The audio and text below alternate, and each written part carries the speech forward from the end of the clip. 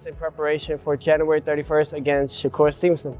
He was born for this. He's God gifted. We're implementing a lot of different things for this camp. You got to do things in there that people have never seen. Every day is a different type of segment of working out.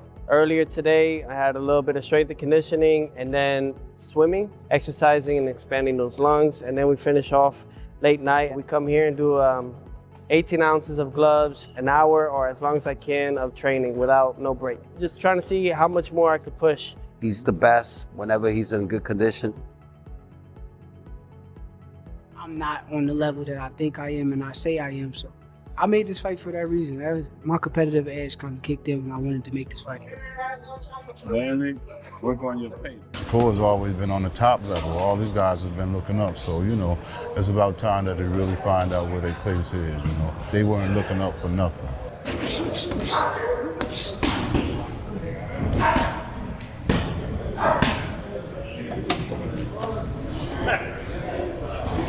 January 31st and whatever fight after that, I really think, he's at the turning point in his career. Shakur Stevenson and Teofimo Lopez are deep in the grind as fight night approaches, pushing through intense training camps built on focus, discipline, and hunger. Both fighters are sharpening their skills and mindset, preparing relentlessly for a defining showdown. Camps, I'm actually having more meals in between rather than before. I've been with him ever since he started boxing, which was at 6. I really knew that he was really good when he started beating professional fighters at 13, 14 years old. Between me and Shakur, when we were on the top rank, because we were the next rising stars, we sparred. We did only 3 rounds back in Miami in 2016. I was getting the best out of him. You should have seen afterwards. Why do you think he said stop? He said stop recording. Come on, dog. Considered by many as the pound-for-pound king, Lomachenko! I want him to chase Loma because I knew that if we missed that opportunity, we would have never got it. Teofimo Lopez has issued a warning to Shakur Stevenson, saying fight night will be the moment he showcases his true power, skill, and unwavering determination inside the 31st, you'll find out. Today is chest, triceps, a little bit of shadow boxing with some weights, keep the ligaments and everything loose, a little bit of forearms to finish it off.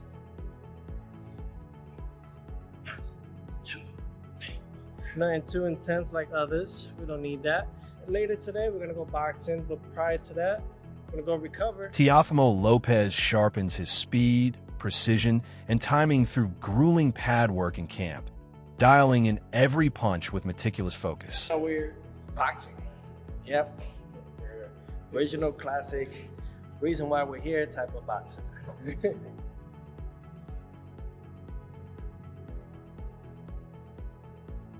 Every day is a learning experience. So when he's in there, he's just focused, And when I see him focus, every time I know that he has somebody, I always tell him, you already figured him out. That's like letting him know, have fun. From now on, just have fun. Back out. Double jab. Lopez enters this fight locked in and resolute, fully focused and mentally committed to doing whatever it takes to secure the victory. That I have to work on within myself. It's a muscle. And it's a muscle memory that you have to create now. If you don't create now, it can harm you the day of. I never understood it, man. No matter how much I said I achieved that, he's always gotta beat well. I beat Shakur, they say he went up weight class, he wasn't in his weight.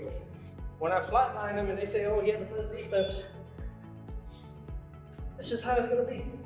You gotta be okay with that. Teofimo Lopez believes Shakur Stevenson is stepping up with something to prove, and he's prepared to show on fight night who truly stands at the top. And I make it look pretty. You can do all this, all this, all this. Bro, you try to step this way, go night-night. Go night-night. What's gonna happen then when I beat Shakur? What you all gonna say then? You know what I mean? I believe in me. I believe in me before anybody else believed in me. Shakur is stepping up because he got nobody else to go after. He's stepping up to try to prove a point. His big bro, AKA Terrence Bud Crawford, you know, put a huge upset and made a historical moment in time. I think those things like that make Shakur want to step up the plate, step up to the challenge and face Teofimo. Who is I? I mean, we were stablemates, me and Shakur, top rank. He talks about this and that and about I was jealous of him. No, I'm not. You were a 2016 USA silver medalist. Shakur wants the Teofimo fight because of Lopez's resume and major accomplishments, seeing it as the chance to erase doubts by defeating a proven elite opponent. I'm happy because I know Teo is one of the guys at 140. He got a big resume, big accomplishments. And I know there's going to be some doubt with people and fans when I go fight this guy. It's going to be people that really believe that this guy is going to beat me. I'm not on the level that I think I am and I say I am. So I made this fight for that reason. That was my competitive edge kind of kicked in when I wanted to make this fight. Mainly, work on your pace, you know what I'm saying? You need a fast pace, and I don't think you can keep up with us with a fast pace. I think it'll break him down.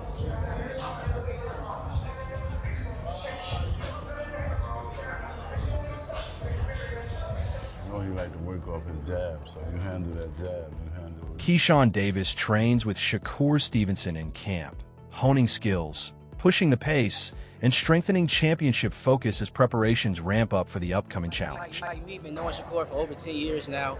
The boxing world know that we brothers and we'll never fight each other. And just being around him in his camp, man, is nothing but positive energy. And everybody wanting to be great. He's like my big brother, man. Like, he is my big brother, honestly. You know, he got all the wisdom in the world, especially when it comes to defense. So he's just making sure I stay sharp on my defense and not getting hit. Hey,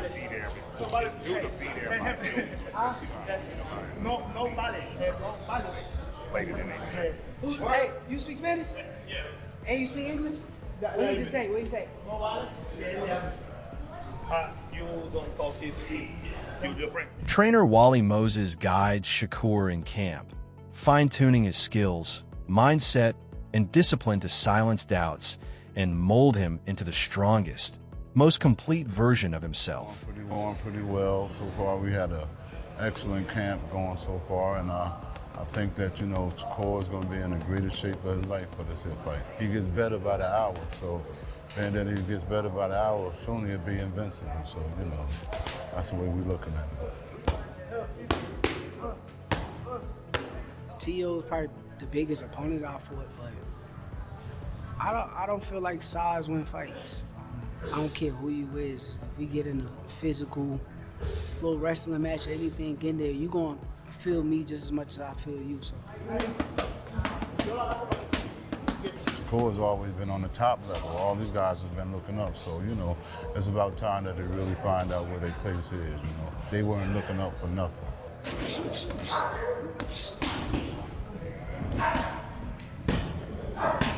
Regis Progrera believes Shakur Stevenson has a clear mental and technical advantage over Teofimo Lopez. While acknowledging Lopez's athletic gifts, Progrera notes recurring issues, particularly with mindset and consistency. Lopez has performed well in major fights like Lomachenko and Josh Taylor, but often appears uneasy over longer stretches, mentally drifting when challenges arise.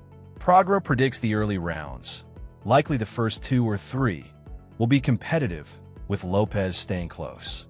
After that, Stevenson's composure and boxing IQ take over. His sharp counterpunching, timing, and ability to exploit openings gradually wear Lopez down. As Lopez presses and misses, frustration grows, allowing Stevenson to methodically break him. Not with raw power, but with precision, ultimately cruising to a controlled 12-round decision victory. Lopez and Shakur Stevenson, that definitely makes sense. Who do you think is going to win that fight? I got Shakur for sure. Shakur.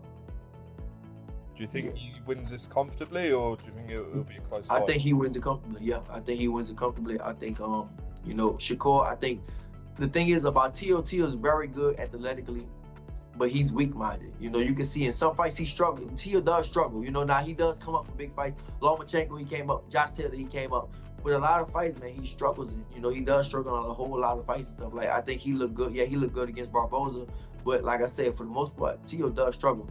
And I think he struggles mentally with a lot of things. But I think with Shakur, I think Shakur's going to break him. I think maybe the first two or three rounds, it might be a close fight. It might be close. It might be 2-1 or something like that. But then after that, I feel like Michael Conlon calls the matchup between Teofimo Lopez and Shakur Stevenson one of boxing's most compelling fights today. On paper, it's an elite clash showcasing the skills of two highly talented fighters. Conlon notes that while fans are excited, opinions may be divided, as the fight might not deliver nonstop action.